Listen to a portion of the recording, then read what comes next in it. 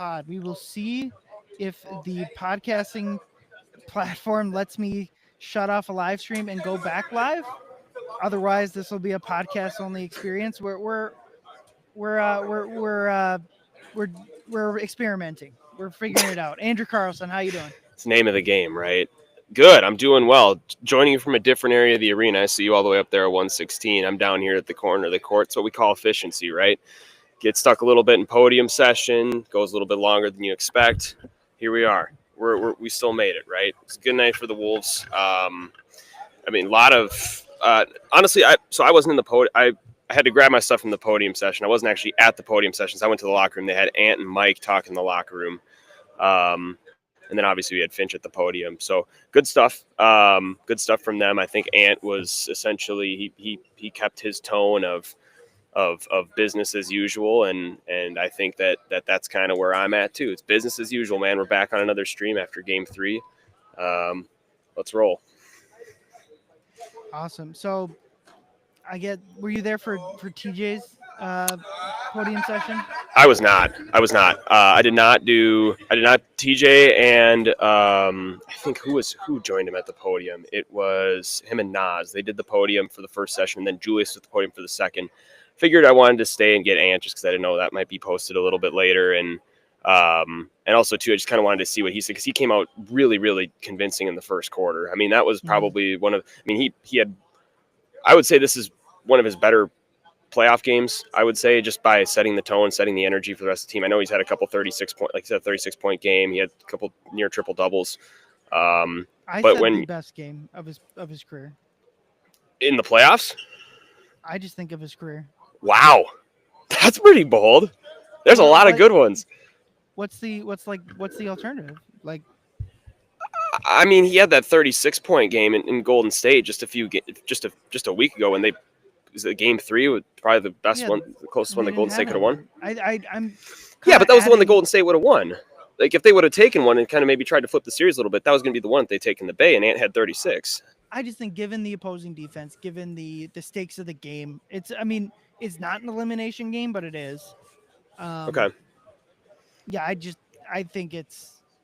I mean, I'd have to really dig into it, but I mean, it's certainly one of.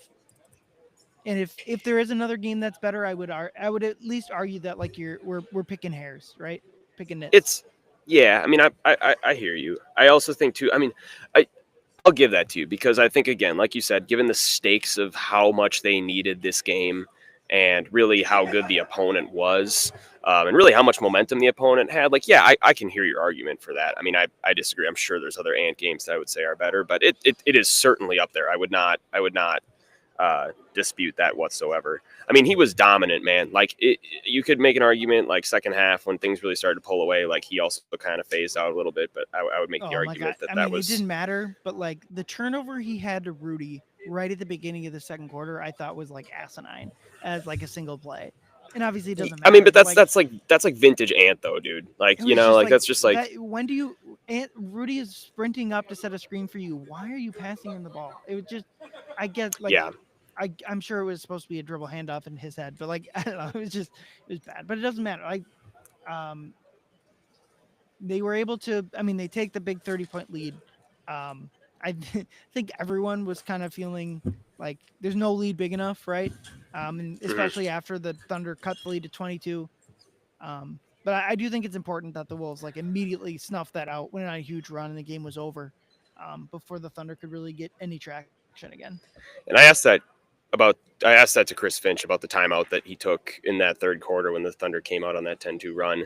It was actually pretty funny because right after I asked it, the TV came on at full volume and there was nothing really anybody could do about it. And so in the spirit of asking a question of refocusing after halftime, Finch forgot the question and we had to refocus after the TV started blaring in the podium room. It's pretty funny. But Finch didn't necessarily talk as much about what he said, but he just emphasized that he saw themes of previous games of losing focus when you're up 30 points. And that he pointed out the games against Memphis where Oklahoma City kind of vaporized some of the leads that were had against them. And he's this is a team that can do that. We can't, this is a team that if you play with your food, like you're going to get come back on. You're going to lose, or you're going to make a game much more entertaining than it should be. I mean, I'm paraphrasing, but it's essentially what he said. Just emphasizing the importance of against a team like this, you can't mess around. And he saw a little bit of that coming out of halftime, but obviously, like we talked about it when we were up there, it's like you let up a 10-2 run, things don't look great, but then they come right back with 20-4 and essentially put the game away. Yeah. The game it reminded me of was Game 6 against Denver, Mm-hmm. where Denver wins 3 straight in that series, including 2 at Target Center. It feels, and then Jokic has like a generational Game 5, like just as good of a single game as anyone's ever played, maybe. Um, and it just kind of felt over. And I I've been talking about like we don't know how much tonight will carry over the rest of the series or Game 4. Maybe for all we know, the Game 4 will look like the first 2 did, and we'll kind of be right back where we were before the game started. Um, but I do think that, I mean, they're back in the series. They really are. Yep. And this is a game where it's going to be talked about for every single storyline that's put out, whether it's tonight or tomorrow. Is you took the momentum back. You took a series where they had their foot on your throat, and you took it, and it was the call. Someone called the police, but not for me. Game, and I think that Monday's going to be a dogfight, man. I mean, this is a wake up call for Oklahoma City too, for a team that's up 2-1 now. I mean, they got their ass kicked tonight. And Yeah. if this isn't a wake up call, I don't know what is. And I would expect Monday to be an absolute slobber knocker. Yeah, Dagnall said before the game, like, we know we're going to get the Wolves' best shot tonight. And they very clearly did. And I think that the Wolves are going to similarly get certainly a much better shot. I said, like, I think Game 4 will be close. I'd be Mm-hmm. surprised if either team pulls away. And I think there's a good chance that, like, whoever wins Game 4 is going to win this series. Obviously, maybe for the Wolves, that's less so true. If they win Game 4, they still gotta go to OKC and win at least one game in the series. But sure, I mean, it's hard to imagine the Wolves losing on Monday and winning the series, um, and it's hard to imagine that we're not heading to at least a Game 7 if the Wolves do win on Monday. Gonna be a fun Memorial Day game. Crowd's gonna be hyped up. It's not a weekend, but it's not a weekday either. Uh, I'm excited. I think it's I I kind of I said what I've said kind of this whole playoff run. It's like enjoy the moments while they happen. If the Wolves lose, we can get frustrated about that specific game or that specific series. But while the Wolves are still playing basketball, enjoy what they have. And at the very least, you got to enjoy tonight, and it provides another fun atmosphere. Because obviously, if they lose tonight, Monday would just be a funeral. I mean, they obviously easily they they won Game 4 last year after going down 3-0, but It's like not it's a just matter. It'd be a matter of not if, but when. yeah, I If it mean, was Sunday, if it was what are the Monday. examples of like baseball, basketball, hockey of coming down 3-0 in the playoff series? It's like the Red Sox, the Kings. I think maybe there's a couple hockey examples, but like Wouldn't it happen in it this it series. has not happened in NBA play. The closest one was a couple of years ago. Boston came back from down 3-0 just to lose Game 7 after Tatum rolled his ankle in the Game 7 game. But um, Here's what I'd say yeah, going into Monday. I think there's a clear storyline, and it's Terrence Shannon Jr. And while I wasn't at his podium session. I did ask both Ant and Mike. In a series that Oklahoma City is clearly trying to take the paint away, loading up the paint with 3 or 4 guys, what does that give you? Like, what does Terrence like?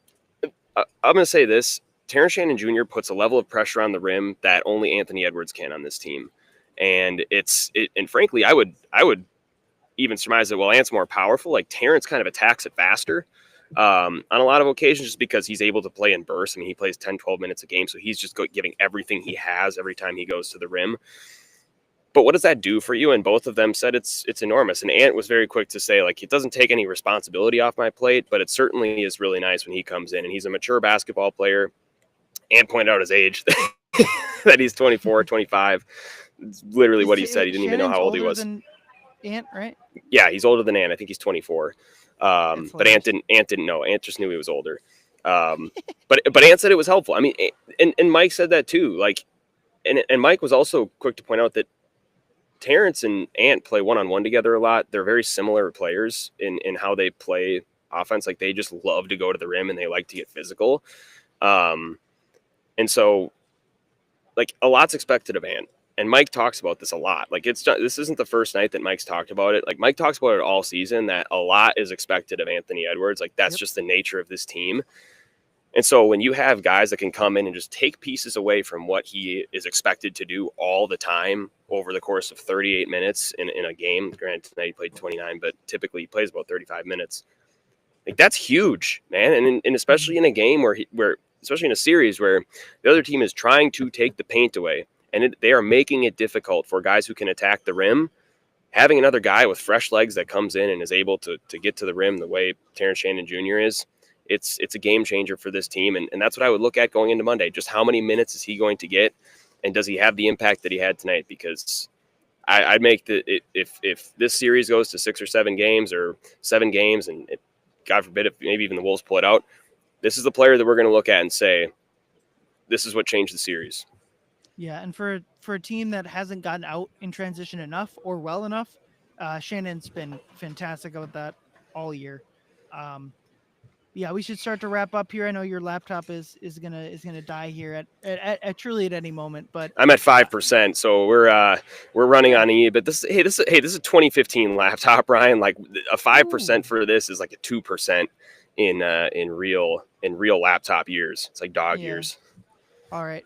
Well, we can wrap it up there. Andrew and I will be back after Game 4, hoping the Wolves tie it up at 2-2. Thank you everyone for listening. Go Wolves.